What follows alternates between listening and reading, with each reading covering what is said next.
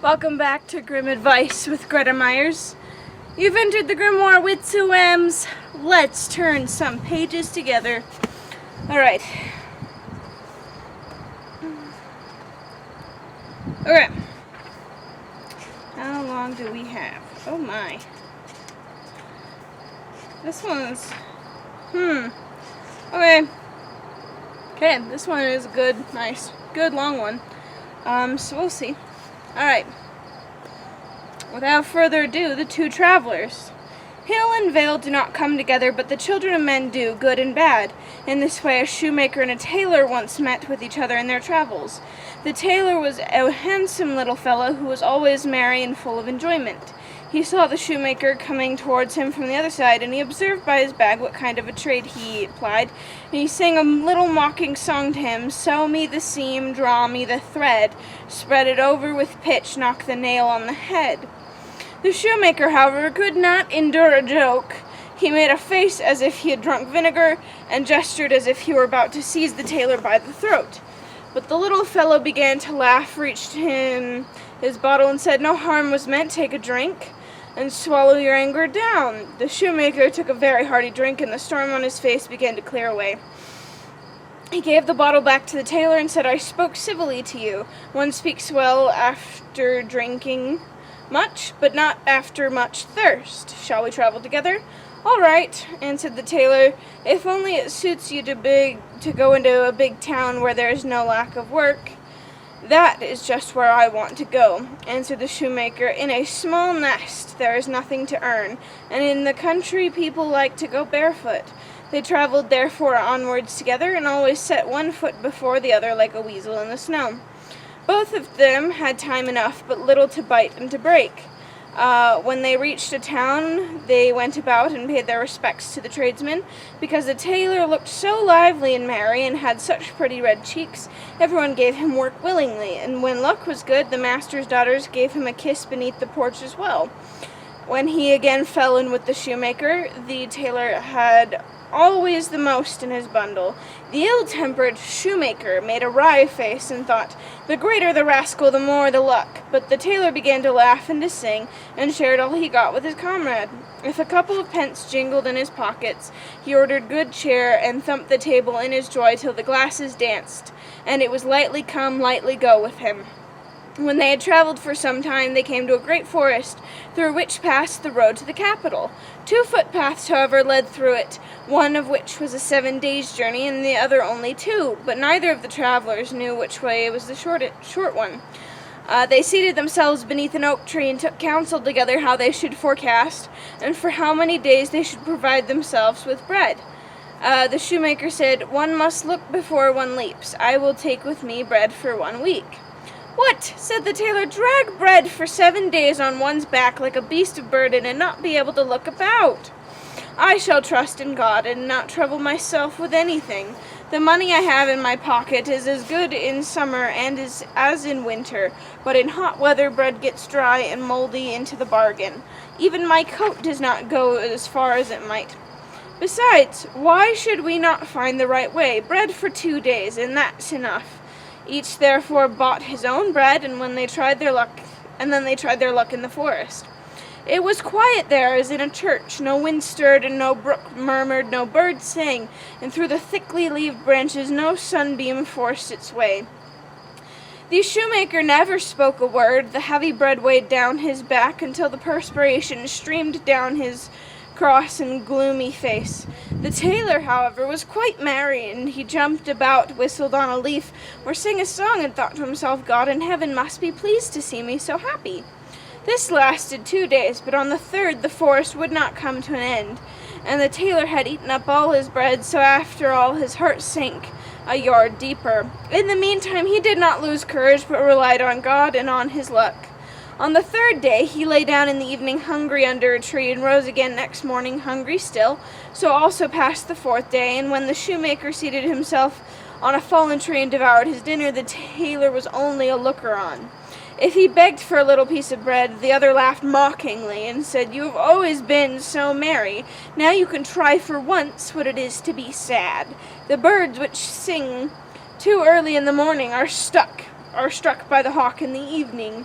In short, he was pitiless. But on the 5th morning the poor tailor could no longer stand up, and was hardly able to utter one word for weakness. His cheeks were white, and his eyes red. Then the shoemaker said to him, "I will give you a bit of bread today, but in return for it, I will put out your right eye." The unhappy tailor, who still wished to save his life, could not do it in any other way. He wept once more with both eyes, then held them open, and the shoemaker, who had a heart of stone, put out his right eye with a sharp knife.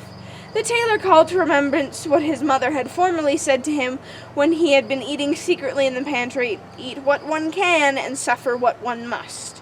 When he had consumed his dearly bought bread, he got on his legs again, forgot his misery, and comforted himself with the thought that he could always see enough with one eye. But on the 6th day hunger made itself felt again, and gnawed him almost to the heart.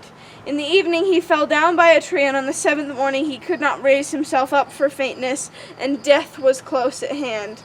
Then said the shoemaker, "I will show you mercy, and give you bread once more, but you shall not have it for nothing. I shall put out your other eye for it."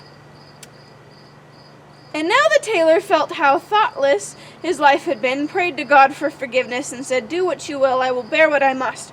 But remember that our Lord God does not always look on passively, and that an hour will come when the evil deed which you have done to me, and which I have not deserved of you, will be requited. When times were good with me, I shared what I had with you. My trade is of that kind that each stitch must always be exactly like the other. If I no longer have my eyes and can sew no more, I must go a-begging. At any rate, do not leave me here alone when I am blind, or I shall die of hunger." The shoemaker, however, who had driven God out of his heart, took the knife and put out his left eye. Then he gave him a bit of bread to eat, held a stick to him, and drew him on behind him.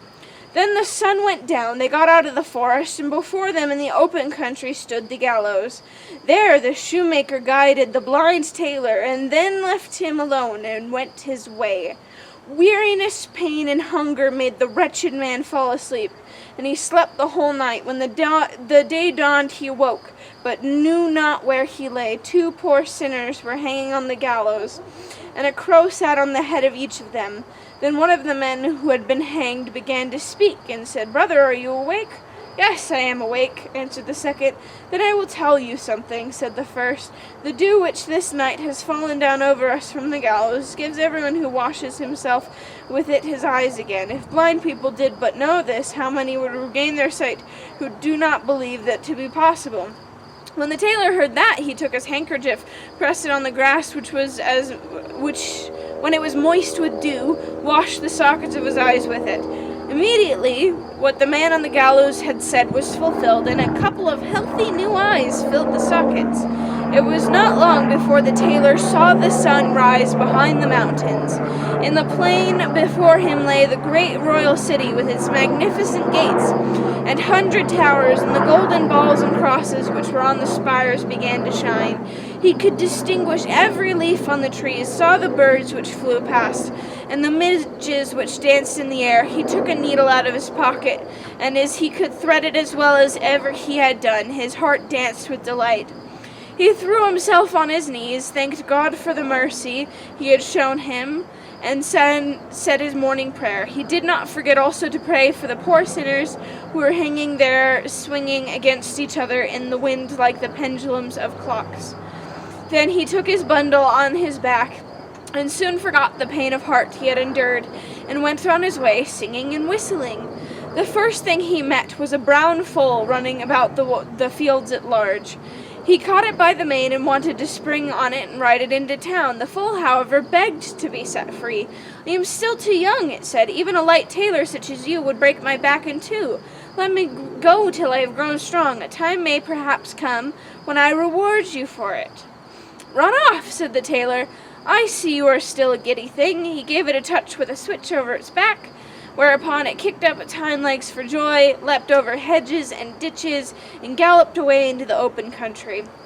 But the little tailor had eaten nothing since the day before. "The sun, to be sure, fills my eyes," said he, "but the bread does not fill my mouth. The first thing that comes across me, and is even half edible, will have to suffer for it." In the meantime, a stork stepped solemnly over the meadows towards him.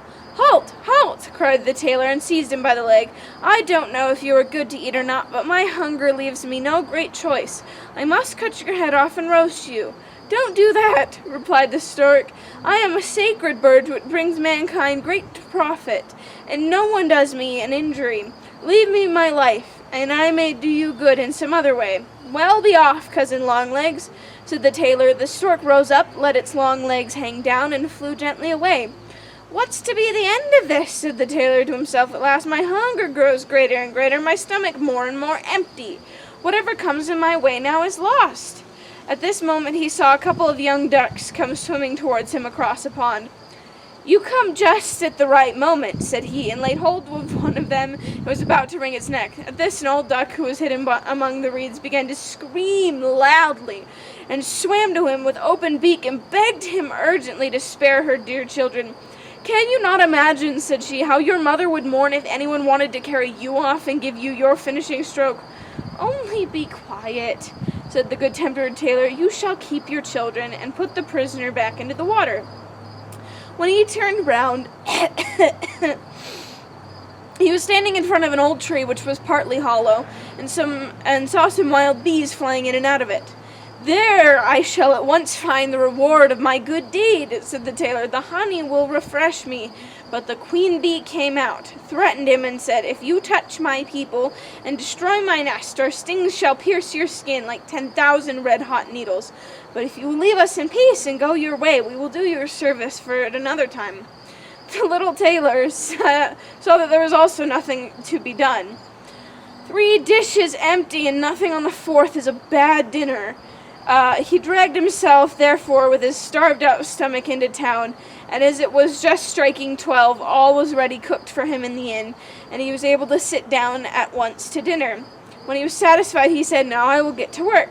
He went round the town, sought a master, and soon found a good situation. As, however, he had thoroughly learnt his trade, it was not long before he became famous, and everyone wanted to have his new coat made by the little tailor, whose importance increased daily. "I can go no further in skill," said he, "and yet things improve every day." At last the king appointed him court tailor. But how things did happen in the world! On the very same day his former comrade, the shoemaker, also became court shoemaker. When the latter caught sight of the tailor, and saw that he had once more 2 healthy eyes, his conscience troubled him. "Before he takes revenge on me," thought he to himself, "I must dig a pit for him." He, however, who digs a pit for another falls into it himself.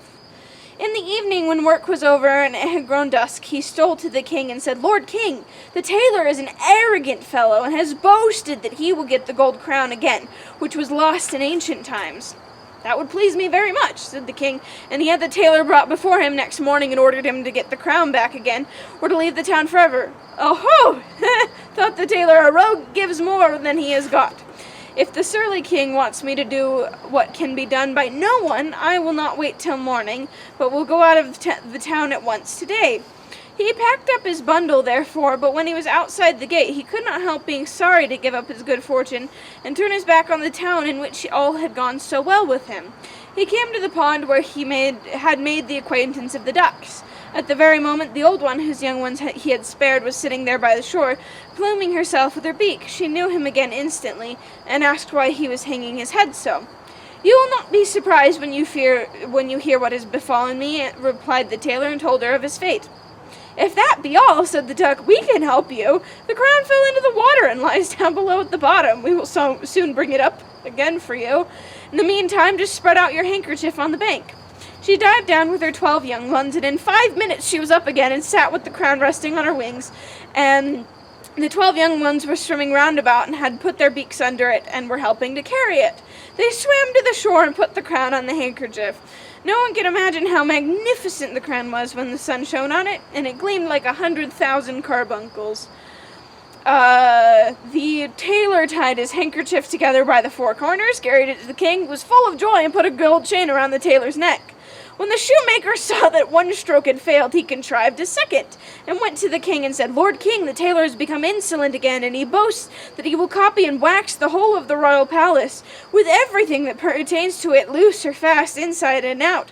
The king sent for the tailor and ordered him to copy and wax the whole of the royal palace, with everything that pertained to it, movable or immovable, within and without. And if he did not succeed in doing this, or if so much as one nail on the wall were wanting, he should be imprisoned for his whole life underground.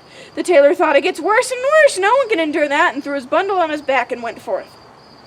When he came to the hollow tree, he sat down and hung his head. The bees came flying out, and the queen bee asked him if he had a stiff neck, since he held his head so awry. "Alas, no," answered the tailor, "something quite different weighs me down." And he told her what the king had demanded of him. The bees began to buzz and hum amongst themselves, and the queen bee said, "Just go home again, and come back tomorrow at this time, and bring a large sheet with you, and then all will be well." So he turned back again, but the bees flew to the royal palace, and straight into it through the open windows, crept round about into every corner, and inspected everything most carefully. Then they hurried back, and modeled the palace in wax with such rapidity that anyone looking on would have thought it was growing before his eyes. By the evening all was ready, and when the tailor came next morning, the whole of the splendid building was there. Not one nail in the wall or tile of the roof was wanting, and it was delicate and white as snow and smelled sweet as honey. The tailor wrapped it carefully in his cloth and took it to the king, who could not admire it enough, and placed it in his largest hall, and in return for it presented the tailor with a large stone house. The shoemaker, however, did not give up, but went for the third time to the king and said, "Lord King, it has come to the tailor's ears that no water will spring up in the courtyard of the castle, and he has boasted that it shall rise up in the middle of the courtyard to a man's height, and be clear as crystal." Then the king ordered the tailor to be brought before him and said, "If a stream of water does not rise in my courtyard by tomorrow, as you have promised, the executioner shall in that very place make you shorter by the head." The poor tailor did not take long to think about it, but hurried out the gate, and because this time it was a matter of life and death to him, tears rolled down his face. While he was thus going forth full of sorrow, the foal to which he had formerly given its liberty, which now had become a beautiful chestnut horse, came leaping towards him. "The time is come," it said to the tailor, "when I can repay you for your good deed. I know already what is needful to you, but you shall soon have help. Get on me, and my back can carry two such as you."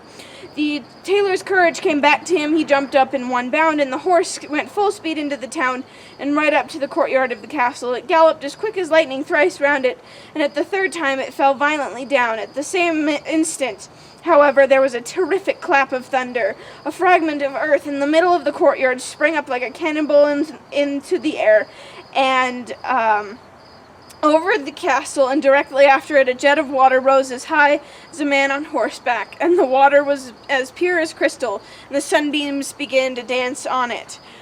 When the king saw that, he arose in amazement, and went and embraced the tailor in the sight of all men. But good fortune did not last long. The king had daughters in plenty, one still prettier than the other, but he had no son. So the malicious shoemaker betook himself for the fourth time to the king, and said, "Lord King, the tailor has not given up his arrogance. He has now boasted that if he liked, he could cause a son to be brought to the Lord King through the air."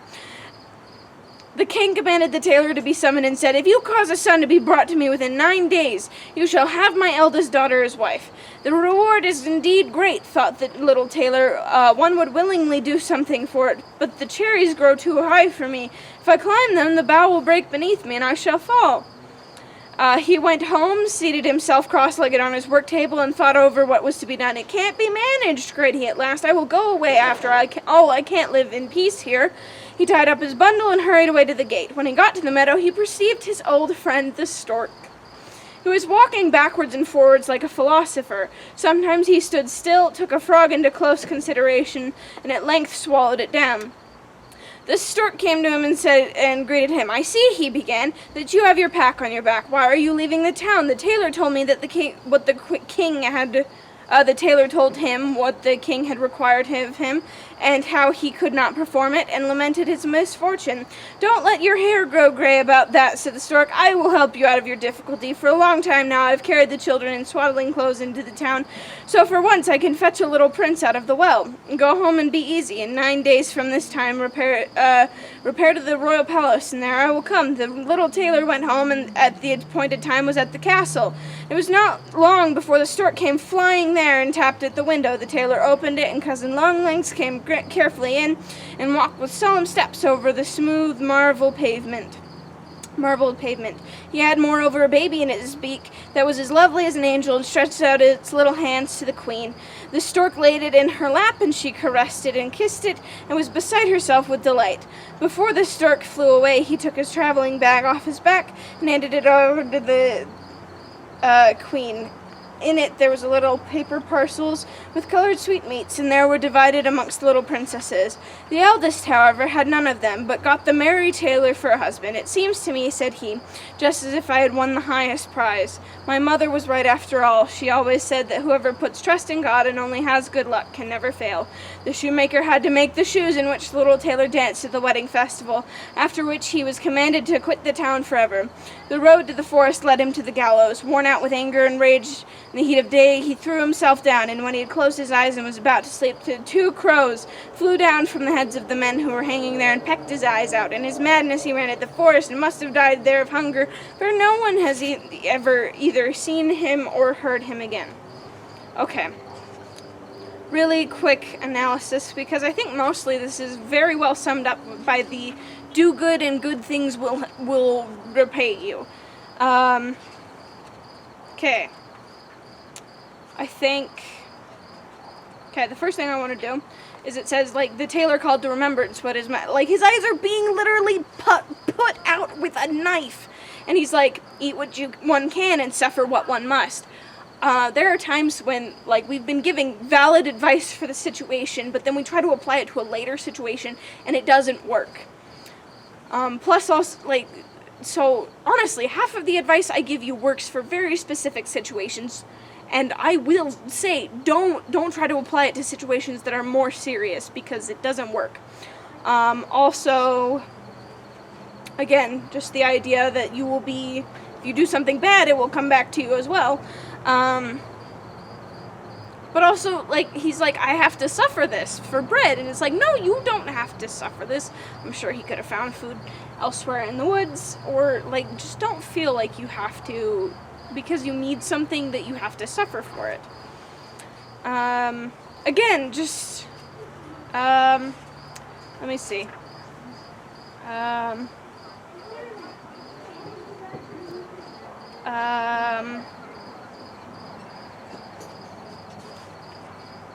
Again, just this idea of if you do good things, you can, like, it'll end up good for you. Like, the idea that he helped all of these animals, even though it was not in his best interest. He was starving, but then he sat down. Like, he, not only did the animals come back and help him like they'd promised, but he was able to go into town and sit down right immediately to food. And so honestly, I guess just, like, I don't have much more to say other than, well, first off, do good and it really will be repaid to you. And if you do bad, as we can see, it really will be repaid to you. But also, if someone does something good for you, hold good on your word and do something nice back for them. Alright, my gremlins, thank you for joining us for another Happily Ever After, or Not So Happily Ever After. That's up for you to decide. And what you decide is valid, because you're valid. You are. Either way, this is the end for this episode, so tune in later and we can learn more and turn new pages together.